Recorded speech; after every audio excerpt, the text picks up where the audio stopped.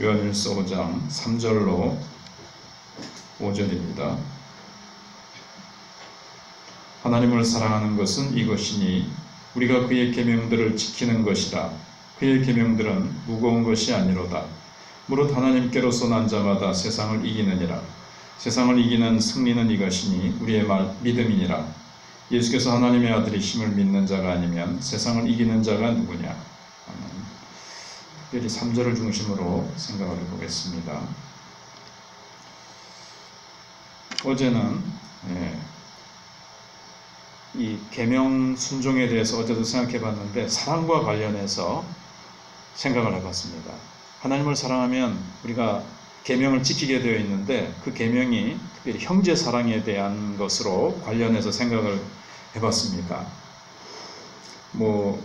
형제 사랑이라는 계명하고 다른 계명 지키는 거하고 꼭 분리를 할 수는 없지만 3절에 보시면 하나님을 사랑하는 것은 이것이니 우리가 그의 계명들을 지키는 것이다.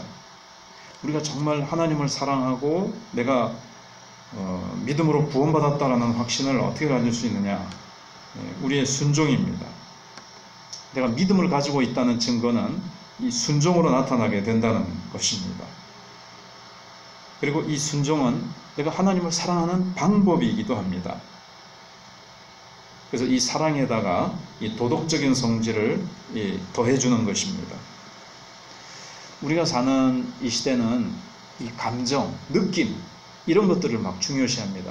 내가 그렇게 느껴지는 것, 내가 따뜻한 감정을 가지고 있는 것, 이거를 더 중요시합니다. 행동보다도, 의지보다도 감정을 더 중요시하게 여기는 그런 시대입니다. 그래서 사랑한다 이래도 그 껍데기만 사람들이 가지고 사랑한다 그러고 그게 사랑인 줄 붙들고 있지만 그 안에 참된 사랑의 알맹이는 빠져 있습니다. 사랑의 알맹이는 뭡니까? 요한일서 4장에 나온 대로 하나님이 독생자를 보내신 것이고 그것은 이제 희생을 말하죠. 독생자 예수님이 자기를 희생하셔서 우리를 살리시기까지 자기를 희생하신 것, 이게 이제 사랑의 핵심이고 그게 알맹이입니다. 희생은 안 하면서 그냥 사랑에 대한 감정, 느낌, 여기 이제 사랑이라고 사람들은 생각하고 살아갑니다. 도덕적인 의무는 좀 빠져버린 것이죠. 근데 이 사랑에도 도덕적인 의무가 있는데 이게 뭐냐면 이제 계명을 지키는 겁니다. 감정과 느낌에 이제 지배받는 사랑은 내가 하나님을 사랑하는 따뜻한 마음이 있다. 나 하나님 좋아하는 마음이 있다. 그럼 이것으로 이제 하나님을 사랑한다고 착각하는 거죠. 거기에는 분명히 순종이 따라야 됩니다.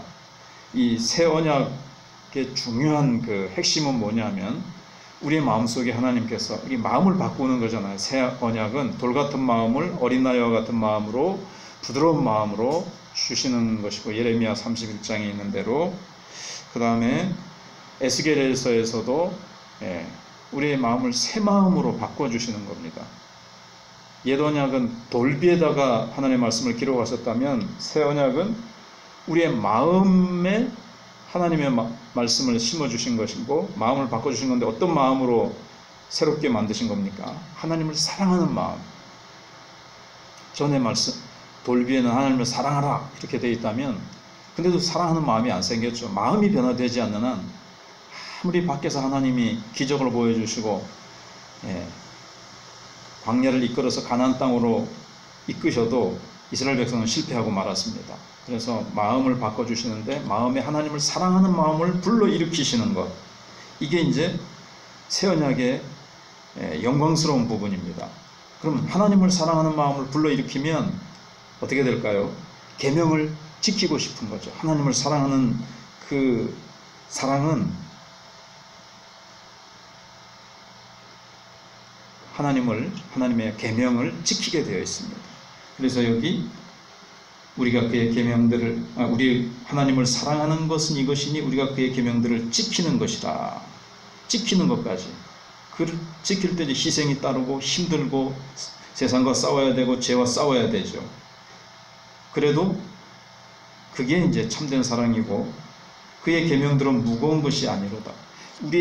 우리가 하나님을 향한 사랑이 크면 클수록 계명을 지키는 것은 훨씬 더 가볍게 느껴집니다.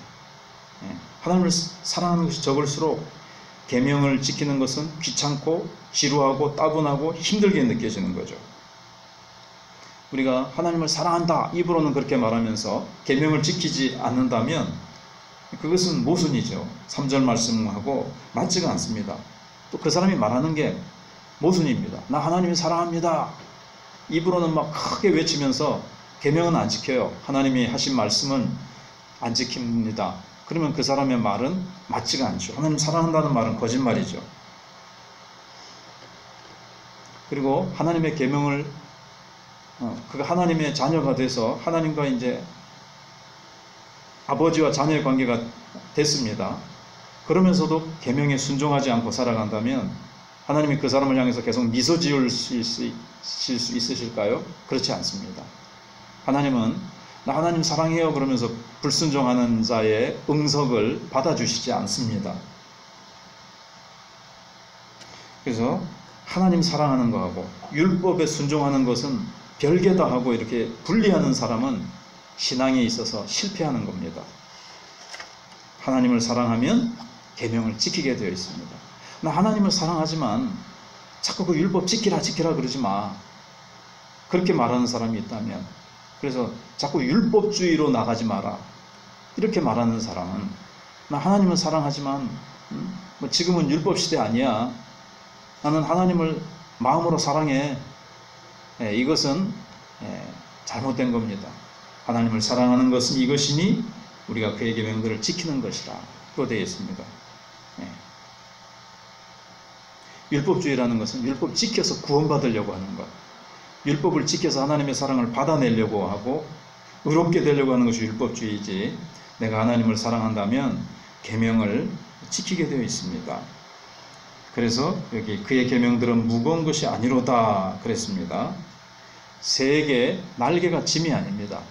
날개는 그 새를 자유롭게 날아가도록 만들어주는 거죠. 어딘가 자기가 가고 싶은 곳에 갈 수 있도록. 그래서 율법도 왜 주신 겁니까? 무거운 짐을 우리에게 달아준 것이 아니고 우리를 날도록 자유롭게 해주기 위해서, 죄와 사망 권세와 사탄과 온갖 것에 묶여서 살아가도록 하는 것이 아니라 이 계명들은 정말 우리를 바른 행복과 성취와 축복된 삶으로 가도록 우리를 이끌어주는 방편이 되는 거죠. 하나님이 그렇게 주신 겁니다. 모든 피조물들이 행복하게 살라고 주신 원리고, 이것은 하나님의 귀한 창조의 원리입니다. 교훈들입니다. 그리고 하나님은 이 계명을 실천할 수 있는 힘도 주십니다. 성령을 보내주셔서 우리가 기도하고 주님을 의지할 때 이 계명들을 얼마든지 지킬 수 있는 힘을 공급해 주시기 때문에 그의 계명들은 무거운 것이 아닙니다. 특별히 사랑하면 이 계명은 결코 무거운 것이 아닙니다. 근데 이제 바리새인들이 이 계명에다가 안식일을 지켜라 하는 계명 하나가 있는데 거기다가 안식일 지키는 법을 또 수백 가지를 달아가지고 무겁게 만들어 놨어요. 무거운 것처럼 백성들을 마비시켜 놨습니다.